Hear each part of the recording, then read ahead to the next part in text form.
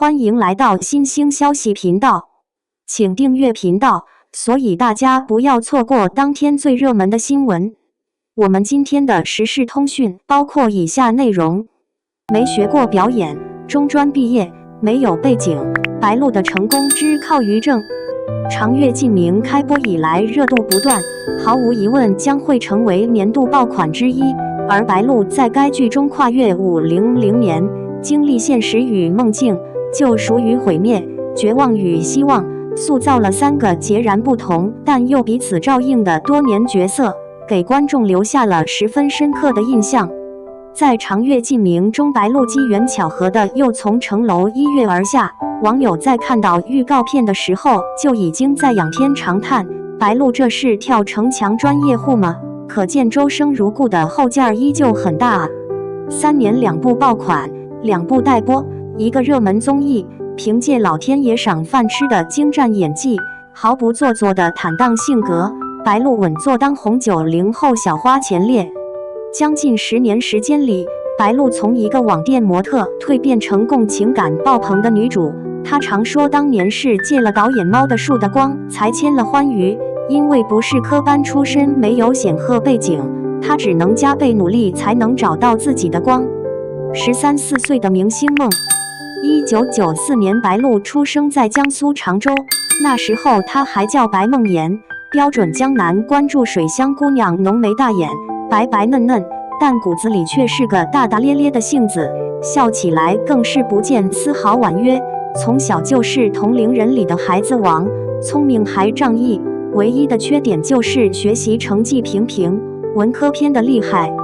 白鹿的父母都是普通工薪族，好在家庭气氛很开明，并不逼迫白鹿非要争先创优，于是她很幸运地保持着开朗纯净的性子长大，脑子里总有很多奇奇怪怪的故事。从初中时候开始，白鹿就尝试着写小说，不知不觉地写了好多部。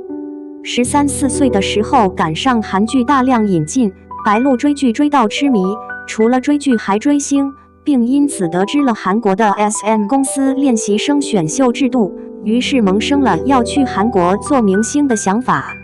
起初父母以为他不过是一时兴起，但没想到白鹿是认真的，他自己买书对着录音和韩剧学韩语，扒韩国女团的视频，自己在家学舞，还真就练得有模有样。但是父母也清楚梦想和现实的距离究竟有多大，没钱数以万计的少男少女涌向韩国，最后又有几个能成功呢？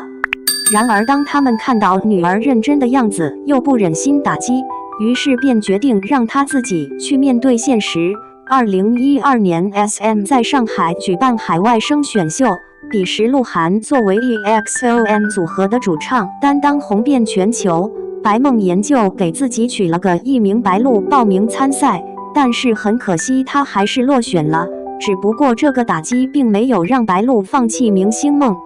接到签约电话的那天，白鹿觉得自己在做梦。选秀失利之后，白鹿进入到江苏联合职业技术学院常州旅游商贸分院学习旅游英语。从那时候开始，白鹿就开始兼职做网店模特，周末从常州跑到杭州，一拍就是1天。服装模特的工作性质有很强的反季节性，经常大冬天拍春夏款式，光着腿在室外0度的气温里一站就是大半天。白鹿从那时候起就落下了关节炎。那时候白鹿唯一的梦想就是能赚钱给妈妈买套房，这是她曾经年少时候就许过的承诺。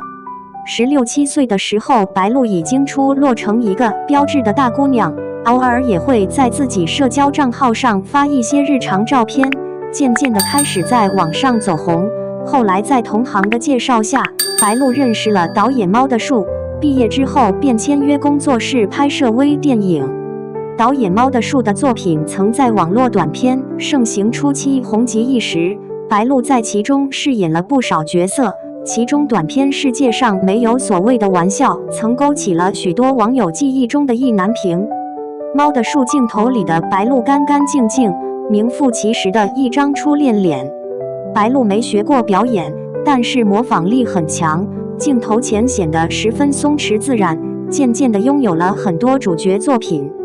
与此同时，猫的树也凭借作品和人气吸引了主流娱乐圈的关注，而白鹿因此有幸被于正看中。2016年的一天，白鹿接到公司电话说让她去见一位导演，当时白鹿完全没当回事儿，她觉得这种大公司的导演根本不可能看上自己这种不入流的小演员。结果她没做造型，没选衣服，就穿了一身运动服，简单的化了个淡妆，就去见了于正。俩人聊了也不过半个多小时，随后白鹿礼貌的告辞，并没有抱任何期待。但是他万万没想到，第二天就接到了欢娱工作人员的电话，让他去公司商议签约事宜。一直到他再次坐在于正面前，白鹿都觉得自己是在做梦。落笔签字之前，白鹿再度跟于正强调自己没学过表演，只有中专毕业，没有任何家世背景，经验仅限于做模特和拍网剧。于正听完点点头，问他：那你签吗？就这样，白鹿成了于正力捧的新星。于正说签他就是因为在他身上看到了那份不属于娱乐圈的纯粹和简单。而多年后，每被问到签约于正的缘分，白鹿总说自己的借了导演的光才成了正规军。从四处撞脸的争议新人，到成为极具共情感的女演员白鹿，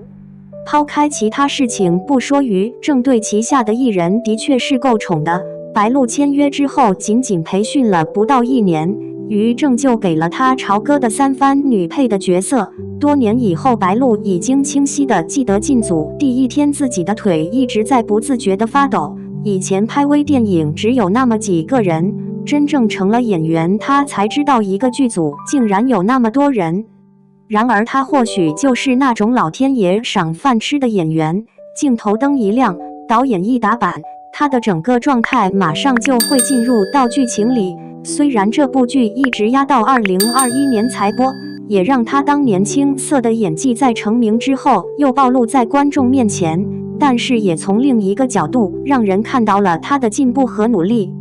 2017年，欢娱和华夏视听携手斥巨资拍摄 IP 改编剧《凤求凰》，白鹿在剧中扮演2个反差极大的角色，一个是浴血沙场的将军霍玄，一个是心机叵测的妾室乐韵。该剧从男女主确定位关晓彤和宋威龙开始便持续霸占热搜。虽然开播之后的评论2极分化严重，但并不影响于正的造星计划。宋威龙成功出圈，张艺杰资源骤增，吴谨言更是为后来的《延禧攻略》打下了坚实的粉丝基础。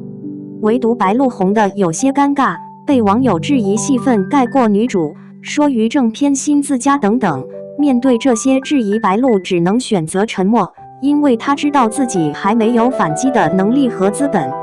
从那时起，白鹿一部戏接着一部戏无缝进组，既然没有时间让他重新去学习表演，那就只能不断在实践中学习。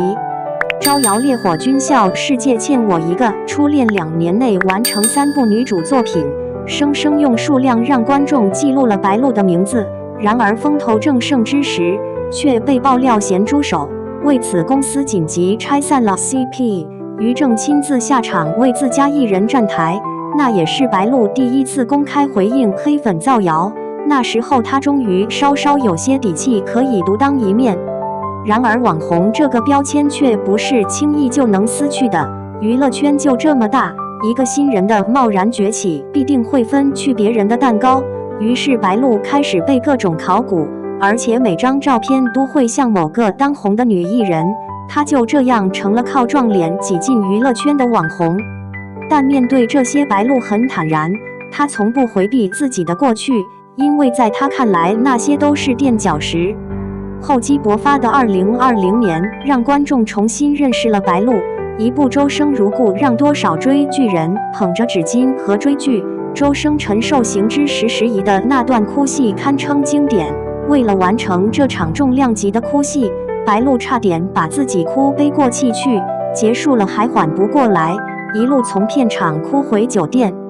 后来他说自己花了很长时间出戏，